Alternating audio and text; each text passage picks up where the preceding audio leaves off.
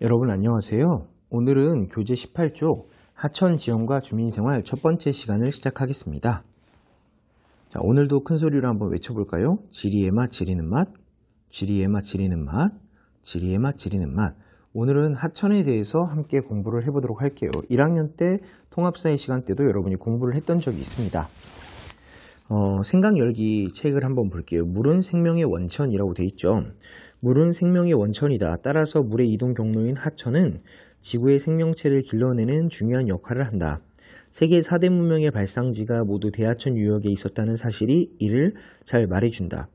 지구상에 이렇게 풍요로운 하천이 없었다면 인류의 문명은 결코 태동할 수 없었을 것이며 현재와 같은 인류의 모습도 불가능하였을 것이다. 한편 하천은 인간 생활에 여러 가지로 물질적 풍요를 가져다준 동시에 장애이며 위협이기도 했다.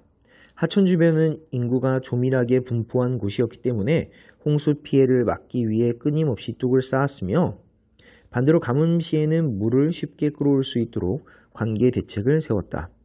따라서 동서양을 막론하고 강물을 조절하여 가뭄을 해결하고 홍수를 막는 관계와 치수를 관장하는 일은 가장 중요한 토목 사업이었다. 이를 확립하는 과정에서 절대 권력을 가진 전제 군주의 출현은 필연적이었다. 예전부터 물을 다스리는 일이 군주가 반드시 해야 될 일이라고 했습니다. 치수라고 했고 중국에서도 그 부분이 굉장히 커다란 일이기도 했고 우리나라도 이제 마찬가지라고 볼 수 있죠. 우리나라도 여름에만 비가 많이 오고 겨울엔 비가 잘 안 와서 굉장히 그 부분이 어려웠던 부분이었으니까요. 자, 지금 이게 전 세계의 커다란 하천을 지도에 이제 표시한 겁니다. 지도에 표시한 모습이고, 대하천은 큰 산맥이나 고원에서 발원하여 넓은 지역에 걸쳐 흐르는 하천들이 바로 대하천, 큰 하천이라고 볼 수가 있습니다.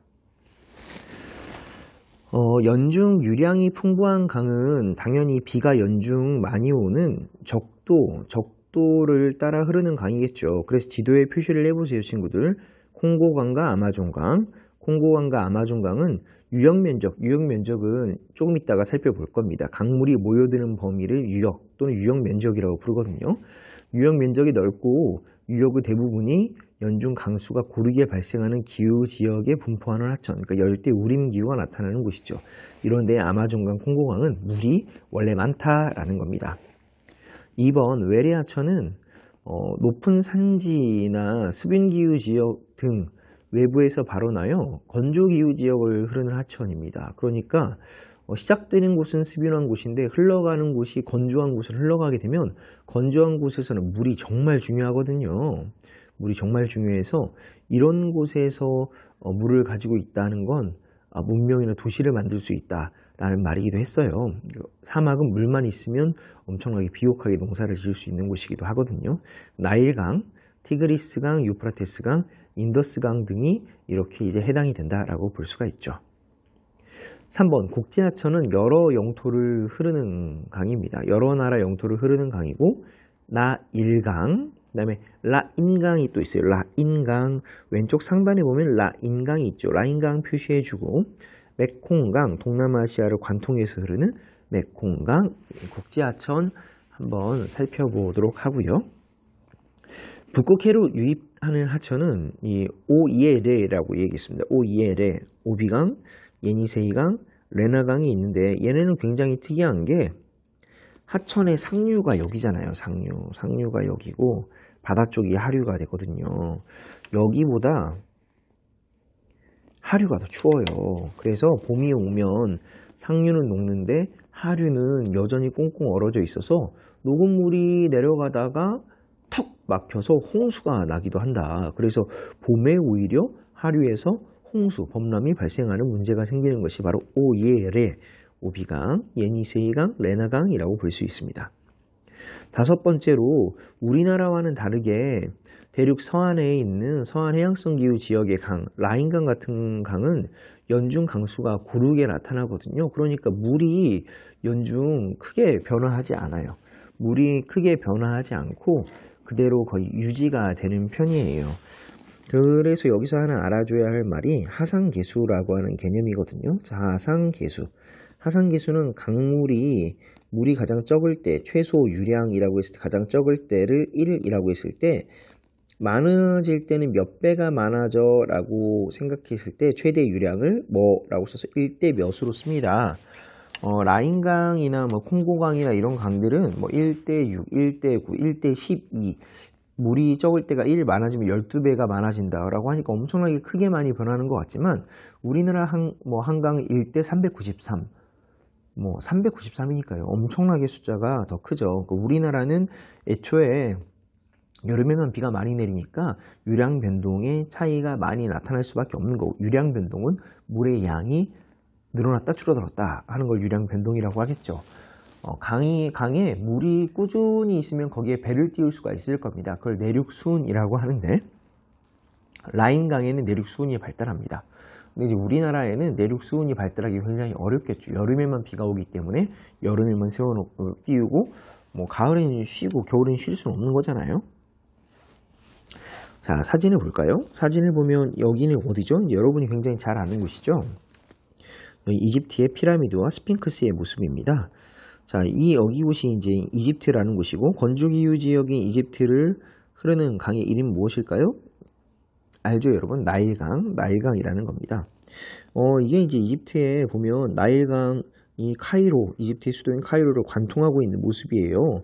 그러니까 이 건조기후고 사막인데 이렇게 커다란 강이 흐른다는 건 굉장히 커다란 축복과 같죠. 그래서 이집트 문명은 나일강의 선물이다라고 하는 말이 있을 정도입니다. 네, 여기 보면은 수변기후 지역이죠. 적도가 여기 있으니까 이렇게 해서 여기에서 발원해 가지고 여기 있는 이 사막을 다 거쳐서 가다 보니까 외래 하천이구나, 또로 여러 나라를 통해 나타나니까 국지 하천이구나 라는 걸 알 수가 있죠. 네, 적도. 그래서 일부 하천은 수변기후 지역에서 발원하여 건조기후 지역을 흐르기도 하며, 그래서 외래 하천, 여러 나라를 걸쳐 흐르기도 해서 국지 하천이다. 그럼 나일강은 외래 하천이기도 하고 국지 하천이기도 하다라는 거죠. 자, 그 다음에 이제 지금 보고 있는 사진은 오이에레를 의미합니다. 대륙 중앙부의 고원, 여기가 이제 상류란 말이에요. 상류. 이 상류보다 하류가 오히려 더 추워요. 그래서 타이가 지대를 가로지르는 하천인데, 기온이 높아지는 봄철에는 오히려 상류가 물이 녹아서 물이 쭉 하류로 흘러가는데, 하류는 북극권이니까 추워요. 추워서 홍수가 발생하기도 한다. 아직 안 얼어 있어서. 예니세이강의 모습이죠. 예니세이강, 봄철에 상류의 눈이 녹아 유량이 증가하면 홍수가 난다. 봄에 홍수가 난다는 특징이 있어요. 와, 이 아주 멋진 사진이잖아요. 이 보면은 배가 이렇게 떠다니는 모습을 볼 수가 있죠. 이건 이제 파리는 연중 강수가 고르죠. 서한 해양성 기후가 나타나서 연중 강수가 고른데, 파리의 뭐 센강이라든지 아니면 영국에 있는 템즈강이라든지 아니면 독일을 통과한 라인강이라든지 이런 강들은 대체로 하천의 수위가 늘 일정합니다. 그래서 수온이 발달한다라고 볼 수가 있습니다. 뭐 세계 4대 문명하고 뭐 고등문명 발상지는 이제 여러분들이 잘 정리를 해주고요. 우리는 19쪽으로 넘어가서 하천에 대한 이해까지만 오늘 하고 이제 끝내려고 해요. 자, 유역이라고 하는 건 하천이 모여드는 범위를 다 유역이라고 해요. 이런 유역은 뭐로 구분이 되냐면 산으로 구분이 됩니다. 왜냐하면 산이 이렇게 있으면, 산이 있고 산이 이렇게 있으면 비가 오게 되면 비가 이렇게 흘러들어서 얘네가 모여가지고 물이 이렇게 흘러가겠죠. 그래서 산은 비가 오게 되면 물이 이렇게 나누어지는 경계가 된단 말이에요. 얘가 산이에요. 산은 물을 나누는 경계다라고 해서 산을 다른 말로는 분수계라고 합니다. 나눌 물수, 경계할 때계. 산은 물을 나누는 경계다라고 해서 분수계라고 해요. 그래서 이렇게 물이 모여들면 이렇게 하나의 유역이 된다라고 볼 수가 있고요. 근데 물이 모여들면 이렇게 모여들어서 하나의 망을 이루고 있으면 이것을 하계망이라고 부릅니다. 하계망은 하천 네트워크라고 볼 수가 있어요. 하천 네트워크. 물이 모이다 보면 이렇게 되거든요. 나뭇가지처럼 이렇게 모이고 모이고 물이 이렇게 흘러갈 때 모여서 흘러가면은 메인 흐름이 있죠. 이런 메인 흐름을 근본이 되는 물의 흐름이라고 해서 본류라고 불러요. 본류. 그 다음에 여기 보면 나뭇가지처럼 연결이 돼서 얘네는 지류라고 부릅니다. 그래서 하계망은 본류와 지류로 이루어져 있는 하천 네트워크다라고 볼 수가 있습니다. 본류와 지류로 이루어진 전체적인 수계, 물의 흐름이다라고 생각하면 됩니다. 그걸 하계망, 하천 네트워크라고 생각을 하면 돼요. 자, 하천의 상류와 하류 간의 상대적 특징을 비교하는 거 이거 중요하거든요. 자, 이거 중요한데 얘는 어떻게 보는 거냐면, 자, 산 쪽은